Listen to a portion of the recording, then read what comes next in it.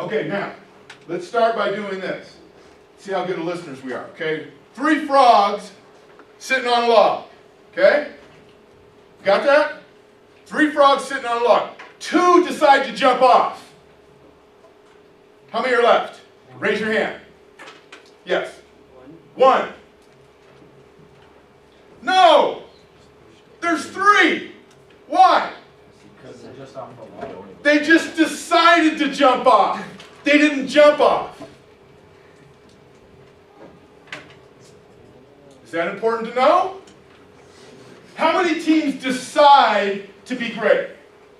How many teams decide or think they want to be great? How many? A lot of them, don't they? How many teams are great? Not a lot of them. There's a lot of good ones, a lot of average ones, a lot of poor ones, few great ones. The key is this, people. You've got to decide and take the next step and do what it takes to be great. Do what it takes to be great. And I challenge you today to really take this content and use it to your advantage. I'll guarantee you this. You just heard it right. I will guarantee you this. If you use this stuff that I'm going to present tonight, it will make you a better football player. Guaranteed. If you use it. And you got to use it. It will also make you a better student. It will also make you a better student. Because what I'm going to present today is just generally life skills applied to the sport context. Okay? We good? Okay, questions before we get started? I need your energy. I need your input. If there's questions, coaches, feel free. Ask me at any time. Okay? So I want to make sure we're on board with all this. All right? Okay. What's that word conjure up for you? Quickly. Don't overthink this. Arousal. Be honest! Sex. Well, there's a girl in the room. Come on now. Okay, you're thinking of sexual arousal, right? Okay. We are somewhat thinking of that, but let me tell you what it is. Arousal means the physiological arousal of yourself. Increased heart rate. Write that down. Increased heart rate. Okay? Increased respiration. Right? You can notice things like physiological symptoms. You may feel like a knot in your stomach. Physically. Okay? You may feel your muscles tighten up when you become highly aroused. Okay? Now, you typically will become aroused prior to a football game. When you go out for warm-ups in a game, you get to move, you get to run, you bleed some of that arousal off. That's a good thing. Okay? You need some arousal. The key is we want optimum levels of arousal. Not too much, not enough. Not enough arousal, you'd literally be in a coma. Too much arousal, you literally would die of a heart attack. Okay? All right? You have a sympathetic and a parasympathetic nervous system that cools you down, that regulates it. Okay? So arousal is the physical excitement of your body when you get to engage in something. How many of you have done public speaking here? Okay? How do you feel before you walk up and you speak in front of people? Say it again? Butterflies in your stomach. Butterflies in your stomach. Give me another description. Excited. Excited. What does that mean? Describe it to me. It means that you really want to do what you're about to do. Okay? And you're ready to do it. And you're But what does it feel like? Butterflies, that was a good description. Give me another description. Huh? Adrenaline. Okay, extreme heart rate. Sometimes your mouth gets dry. Palms get sweaty. That's arousal, physiological. Anxiety is the mental component of that. And if we want to be simplistic, we call it worry. That you worry about performance. Okay? So when you get ready to play a football game on a Friday night, or I think you guys play Thursday night this week, right? When you get ready to play, you're going to get aroused. Physically. You're going to get aroused. Okay? And that's okay. Our job is how we regulate that. Then you're going to feel some sense of anxiety. That's when mentally you start thinking to yourself, oh my gosh, okay, I'm expected to play good tonight. I'm part of the starting team. I'm a backup. I'm a punter. I'm a quarterback. I'm a kicker. You start to think about how you're going to perform that night.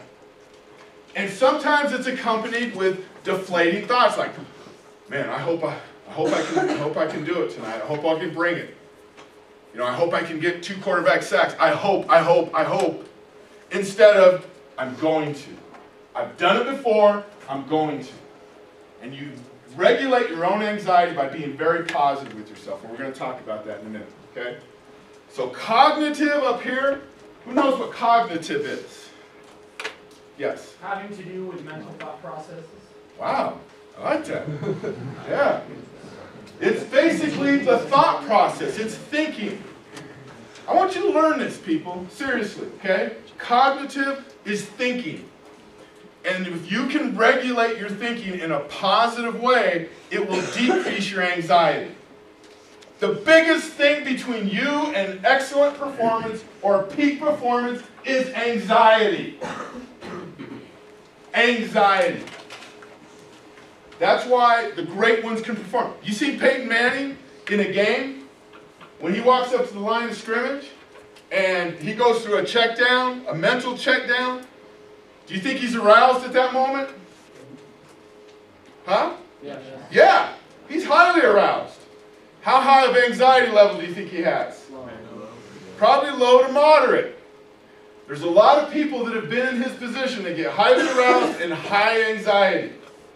That will not make a successful quarterback because there's a lot of decision making as a quarterback. Okay? Some positions you want high anxiety, high arousal, and a fairly high level of anxiety. Outside linebacker, if you're blitzing and you're just coming, there you want some of that. But when you're making decisions as an athlete, you've got to regulate that anxiety. Does that make sense? Do we understand the difference between arousal and anxiety? Yes? Are we sure? Okay, now, I want you to understand the relationship between the two. Physiologically, we become aroused when we know we're going to do something. The brain tells our body, our autonomic nervous system, we're getting ready to perform. Now, the brain doesn't know whether you're running 100 meters, getting in a fight, or giving a speech. It doesn't know. All it knows is it's getting ready. It's your job to think positive thoughts to regulate that. Here's how to do that. We will talk negatively to ourselves. Maybe you grew up in a home where that happened. Maybe you had a coach that was that way. Whatever it may be. But you've got to learn to reframe that. You've got to learn to say positive things to yourself, even when you drop the ball. You know who makes it in the NFL as corners? Not quarterbacks, but corners. Say it again. Receivers who drop the ball. Okay, I wasn't thinking that, but most corners have pretty good hands, actually. Okay. The people that what? The people that have short memory and can put it behind them. You know how many corners are out there that got great hips, fluid hips, great feet? Thousands of them. Thousands of them. But the ones that have that physiological and then that psychological piece to be able to put a bad play behind them are few and far between. How many teams in the NFL? 32. Did someone say 33? Maybe there's a secret one out there. 32 teams, okay? Each team probably has 4 corners, some carry 5. It's not a lot of corners in the world, right? Those difference people are the ones that have that mental preparation where they can put a bad play behind them. How many of you made a bad play? Okay, everyone's hand should go up, okay? Everyone has made a bad play, including me. I've made many bad plays. But how many of you let that play affect your next play? Everybody put up their hand. And the next play. Maybe a whole series. Right? People, that's how defenses get wore down. Psychologically. Very rarely do defenses get wore down physiologically. Very rarely. Unless you're playing a team like Valor that's 6'5", 285, across the line, they pound it at you for 3 quarters. Then physiologically, you can get wore down in the 4th quarter. But most teams break down psychologically first. You get what I'm saying? Most teams get broke down psychologically. And the great athletes, whether it's corners, linebackers, defensive linemen, they make a bad play, they put it behind them. They talk positive. Oh shit, I screwed up. Oh shoot, I screwed up. But the next play is the most important. The next play is the most important. And I can make up for that play by performing to my peak levels on this play. I can do this. I absolutely can do this. I've done it before and I'll do it again. Does that make sense? That is mental preparation. That is filtering out bad experiences and going forward. So the difference between the elite athlete and the average athlete most of the time is psychologically. There are guys in this room.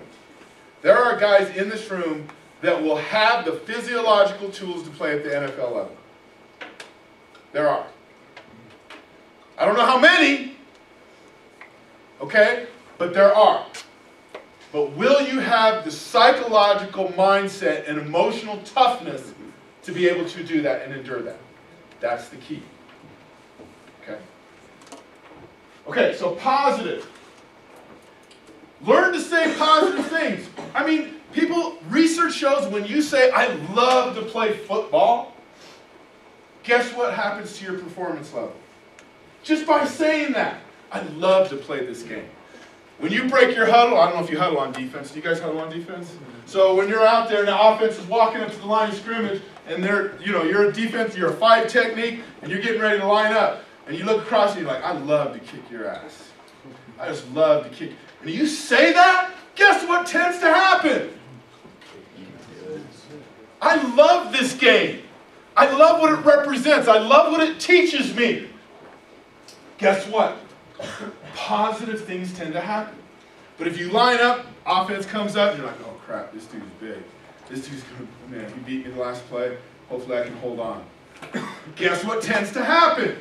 Get your butt beat. Now, I'm not saying if you're 5'4", 140 pounds, you're going to be able to beat someone's butt across from you that's 6'5", 280 just by saying, I love this game. That's not what I'm saying. But if you have all your ducks in a row, you've prepared at practice, physiologically, you've done all the things that the coaches have asked of you, and you add this mental piece to it, you're going to have a real advantage. Positive things, okay? This last one here, I totally believe in myself. Let's be real honest here. Coach is not going to get mad at you. I'm not going to judge you. We're here to build you. How many of you totally believe in yourself as a football player? Totally believe in yourself. Raise your hand. Totally believe in yourself.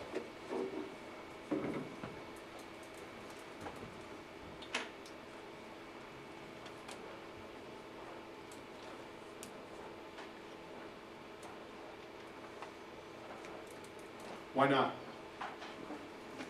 Raise your hand. Why not?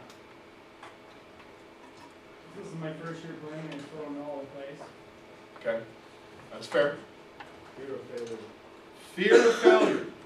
It's a big one. Thank you for being courageous enough to say that. That's a big one. Fear of failure. Why are we fearful of failing people? Why? Yes. A little louder, bud. Because the man made those failures before. I still didn't hear you. Because the man made those failures before. Okay, well, it may have happened before. So we've experienced it and we're like, oh crap, here we go again. Right?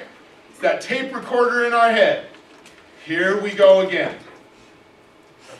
Yes? What other people might think of you. What others might think of us. What others might think of us, yes. It's easy to fail. It's easy to fail. What does that mean? Yes, it's hard to be perfect. It's hard to be perfect. You know what? I've known your coach for a couple weeks and talked to him quite a bit. I love what he's doing with you guys. I don't think any coach in this room, correct me coaches if I'm wrong, I don't think any coach in this room expects you to be perfect. What they expect is ultimate level of effort, ultimate level of mental focus and preparation. Am I right, coach? That's what they're looking for. They're not looking for perfection. Perfection doesn't exist on the football field. And that's not why I'm here. In case you thought that I'm here to impart perfection, then we're going down the wrong path. Because that's not going to happen. But what we can do is help you be everything you can be, physically and mentally. Everything you were meant to be. Now, if that means you play high school JV football and that's as far as you go, or if that means you play on Sunday, but it's your potential is what we're seeking. So when I asked for hands, I didn't see one hand go up. If you totally believe in yourself as a football player. That's both good news and bad news. Okay? The bad news is, I was hoping a few of you was like, yeah, I can at least line up and kick someone's butt. And I believe in that.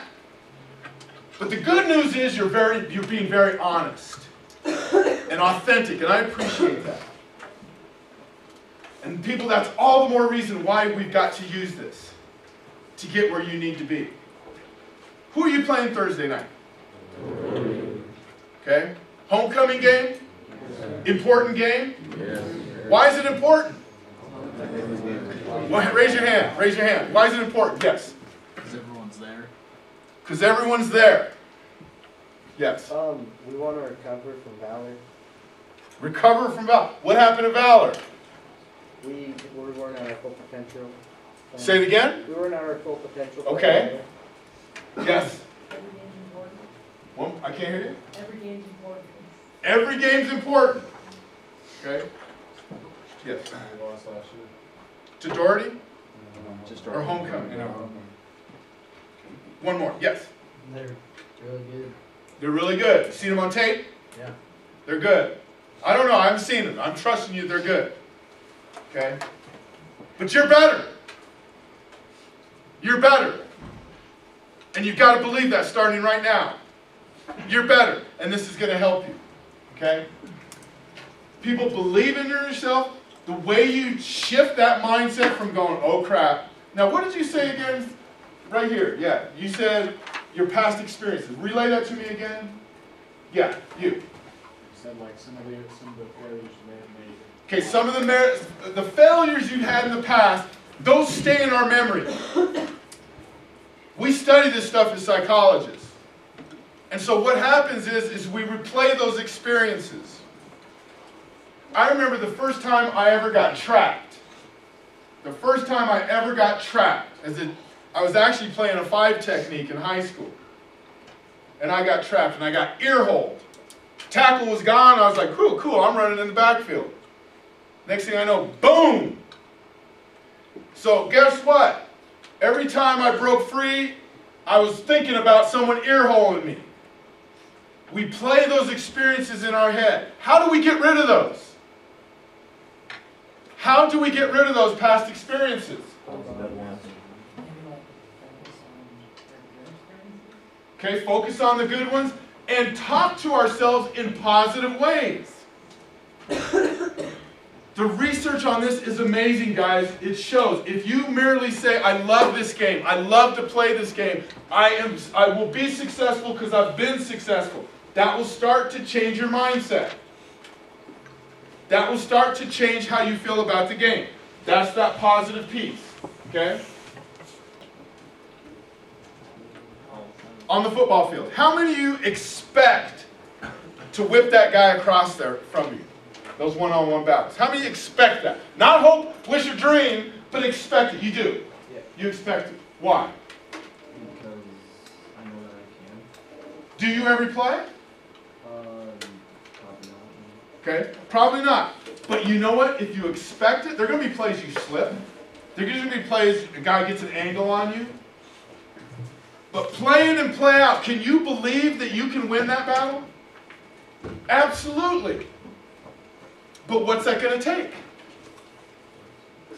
What's that going to take? When you step out on the field, do you look across the line and, man, this guy's 6'4", 285. Do you say that stuff to yourself? Do you? You do. Who doesn't? Who doesn't?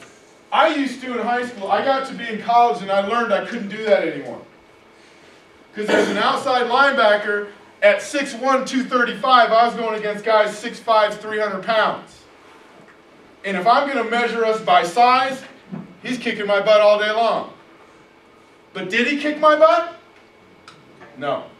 I use speed, I use athleticism, I use aggression to beat them. I built a belief system based on past experiences.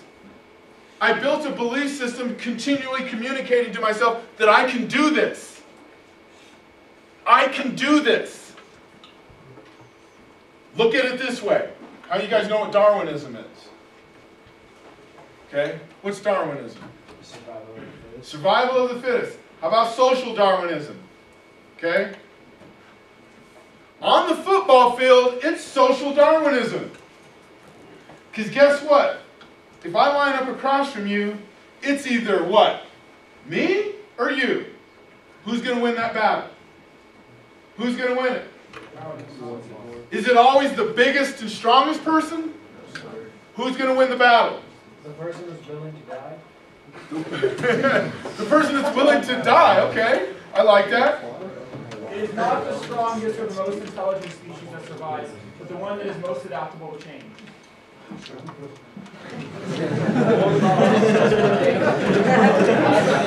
one that adapts to the situation and makes adjustments.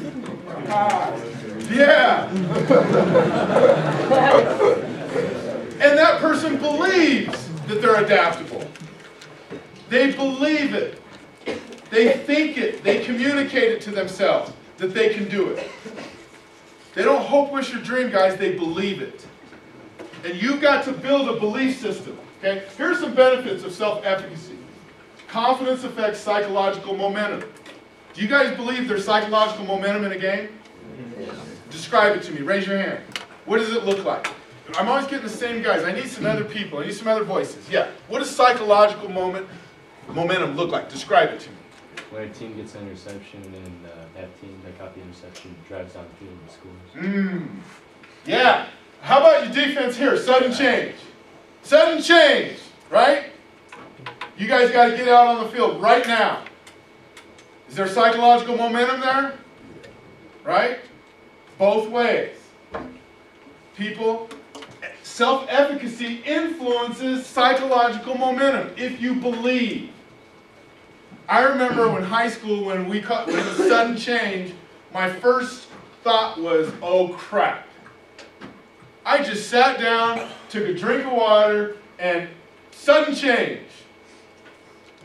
Now, you're interrupting my nap. You're interrupting my time to chill. I got to go back and play defense. I learned in college.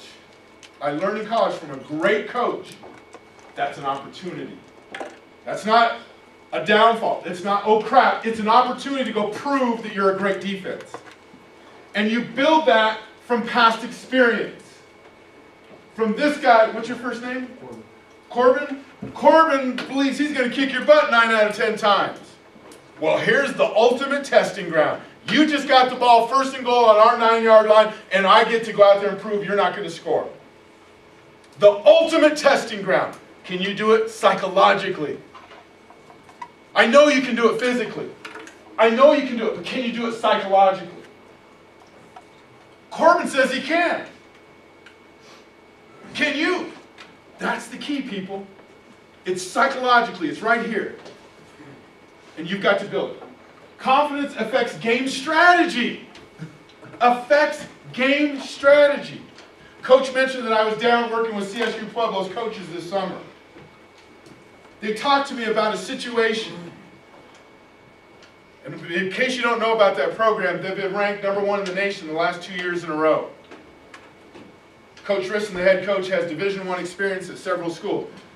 They had 4th and 3 on their own 47. 4th and 3 on their own 47.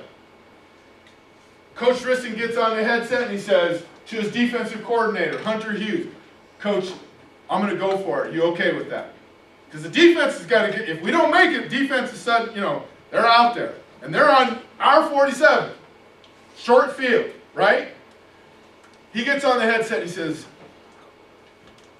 I want to go for this. Are you okay with that? And Hunter Hughes, the defense coordinator, said, we didn't come here to be average. We didn't come here to be safe. Go for it. Coach Risson still wasn't sure.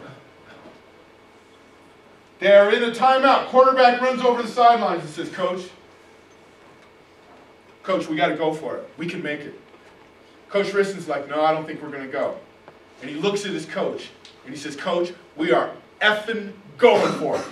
He looked at his coach, he says, we're going for it. Because I know we can make it. And at that moment, Riston said, go. I don't know what they ran, veer, whatever they ran. They made the first down. Now that wasn't only important for that game. He said from that moment on, that team turned the psychological corner. They started believing in themselves. They're like, oh my gosh, we can do this. We can really do this. That program was dead for 25 years. Didn't have a program. First year out of the gate, people were riding their bikes to practice saying, can I try it out, coach? Didn't really have a recruiting class. First year went 4-6. Second year 7-3. Next year 8-2. He's a perennial national power. Why? Because they're better physically? Maybe.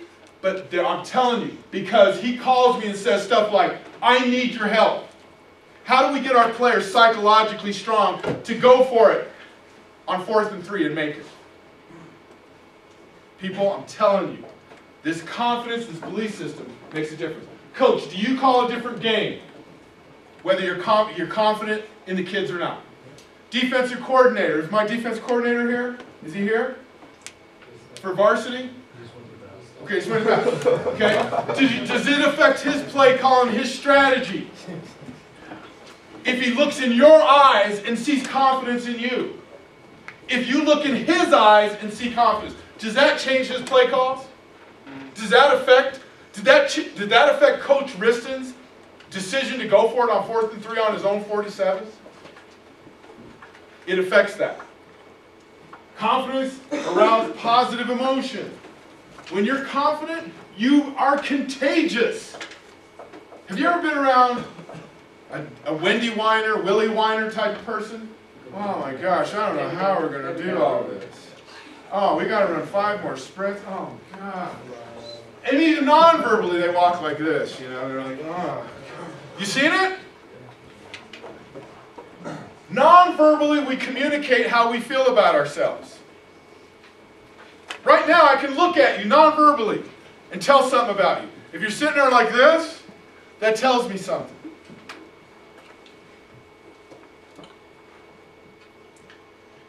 Confidence affects emotions. It affects each other in a positive way. What are you going to do to affect your teammate in a positive way? Are you going to talk positively? Come on, man, we can do this. We can do this. I watched you guys against Smoky Hill. And I don't know who it is. I know what number it is, and I'm not going to point it out. But there was a play I won't forget. Your 3 technique, I call it a 3 technique. Your 3 technique made a big play. And a couple other players ran over to him and said, and I could hear him because I was only like 3 rows up. And I heard him. He says, man, we can do this all night. We can do this all night. That's what you got to have. And that's how it changes the climate of this team. It's not just 3 or 4 guys on the defense. How many on the defense? 11. How many? 11. How many on the team?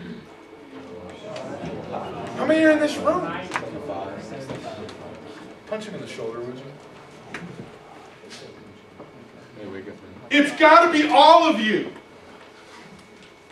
It can't be your leading tackler on defense only. It can't be your leading receiver on offense only. You're only as strong as your weakest link.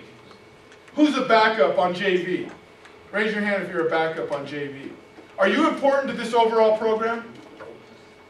Do you realize how important you are to this overall program? Sir. Do you? Sir. How? Tell me how. I gotta be loud on the sideline to make sure they know what they're doing, know where the ball's going, because they may not be able to see it. Great answer. How else can you be valuable to this overall program? Making the person in front of me better. Say it again. Making the person in front of me better. By doing? By working hard. By working hard and being all you can be on this team. And that means mentally too. That means when those starters come off, you're waiting for them. Great job.